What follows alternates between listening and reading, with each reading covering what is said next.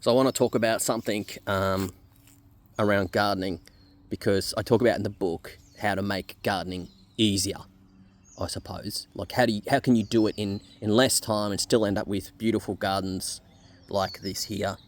And one of the ways is your irrigation, because there's a bunch of different ways that you can do irrigation. And you know, a lot of people think the most basic idea, you pull the hose out and you stand there and you do it every single day and things like that, depending.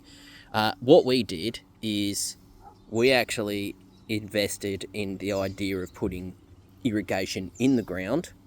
And you know, you can dig the ground and things like that, and yes, it is a bit of work, and I would rather do the work up front, knowing full well that these beds are going to last for years and years and years and years, which is in my course around building garden beds, and I've engineered them so they are.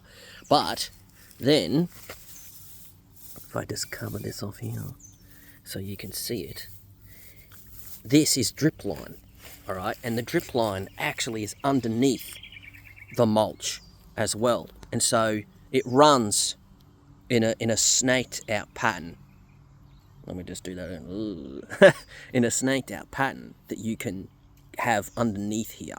And I've got these taps that I can turn off, because these different beds get different sun in different ways and things like that. I can actually choose to turn these off.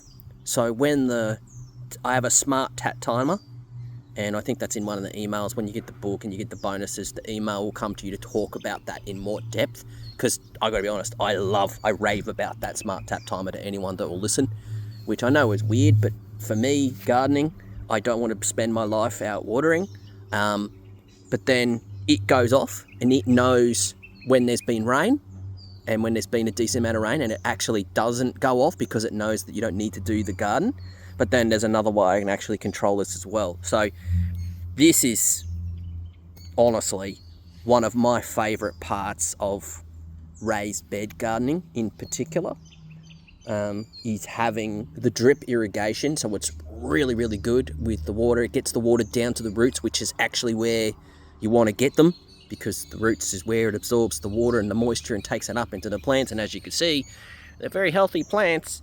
It's working. Yeah, like I said, it's a lot of work. It's work up front. Better if you can get a machine to help you install them and things like that, but highly recommend it. And I talk about it in the book because it's really important.